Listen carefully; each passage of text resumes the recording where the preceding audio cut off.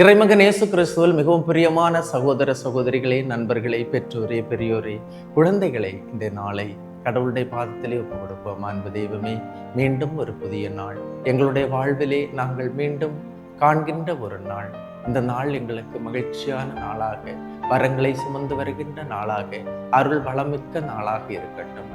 ஆண்டவரே, மகிழ்ச்சியோடும் மனநிறைவோடும் இன்றைய செயல்பாடுகளை நாங்கள் செய்வதற்கு, இன்றைய பணிகளை நாங்கள் செய்வதற்கு ஆசீர்வதியும். உம்முடைய அருள்கரம் எங்களை தொடர்ந்து பாதுகாக்கட்டும். ஆமென்.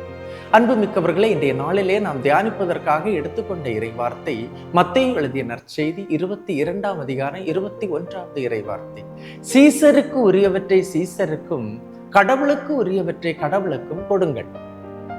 இவ்வுலகில் வாழுகின்ற நமக்கு சில கடமைகள் உண்டு. அவற்றை நிறைவேற்றுவது நமது கடமை.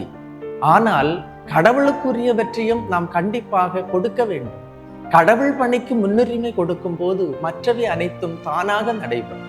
மாறாக இவ்வுலக செயல்பாடுகளுக்கு மட்டும் முக்கியத்துவம் கொடுத்தல் அது கடவுள் பார்வையில் வீணானதாக மாறிவிடும். அன்புமிக்கவர்களே, என்னிடம் ஒரு அம்மா சொன்னாங்க, ஃபாதர், ஒவ்வொரு நாளும் நீங்க அனுப்புற இந்த இறை வார்த்தை என்ன செய்றேன் அப்படின்னா, நானும் எனது குடும்பமும் இணைந்து நாங்கள் கேட்கின்றோம், அதை ஜெபித்து தியானிக்கின்றோம். அது மட்டுமல்ல, என்னுடைய குரூப்ல ஒரு 3-4 குழுக்கள் இருக்கிறாங்க.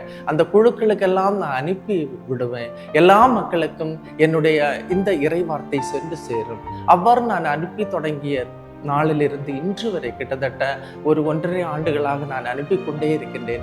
நான் மகிழ்கின்றேன். காரணம் என்னவென்றால், என்னுடைய வீட்டில் இருக்கின்ற எல்லாமே நடக்கின்றது, எல்லாமே நடைபெறுகின்றது. கடவுள் நடத்துகின்றார் ஃபாதர் அப்படின்னு சொல்றாங்க. அன்புமிக்கவர்களே, கடவுளை நம்புகின்றவர்கள் கண்டிப்பாக மனிதனை நம்புவார்கள், அவர்களை அன்பு செய்வார்கள். ஆனால் மனிதர்களை மட்டும் அன்பு செய்பவர்கள் கடவுளை அன்பு செய்ய இயலாது. காரணம், கடவுள் அனுபவம் அவர்களிடம் இல்லை. அவர்கள் பகிர மறுக்கின்றார்கள். எனவே சீசருக்கு உரியவற்றை சீசருக்கும், கடவுளுக்கு உரியவற்றை கடவுளுக்கும் கொடுங்கள். அப்படி என்றால் இந்த உலகத்தில் ஒரு சில பணிகளை நாம் நிறைவேற்ற வேண்டும். ஆனால் கடவுளுக்குரியவற்றை கண்டிப்பாக கொடுக்க மறக்கக்கூடாது. அவருக்குரியவற்றை கொடுத்து மாட்சியும் ஆட்சியும் மகத்துவமும் புகழும் கடவுளுக்கு கொடுக்க வேண்டும். கடவுளுக்கு கொடுத்து அவருடைய கட்டளைகளை கடைபிடிக்கும் போது அனைத்தும் நமக்கு நல்லதாக இருக்கும். ஆண்டவர் நம்மை ஆசீர்வதிப்பார். இந்த இறைவார்த்தை இன்று உங்கள் இல்லத்திலும் இதயத்திலும் தங்கட்டும். ஆண்டவரே உங்களுடைய காவலாளியாக, தாயாக, தந்தையாக இருந்து வழி நடத்துவார். எல்லாம் வல்ல இறைவன், தந்தை, மகன், தூய ஆவியார் உங்களையும் உங்கள் குடும்பத்தையும் நிறைவாய் ஆசீர்வதிப்பாராக. ஆமேன். இயேசுவுக்கே புகழ், இயேசுவுக்கே நன்றி. மரியே வாழ்க.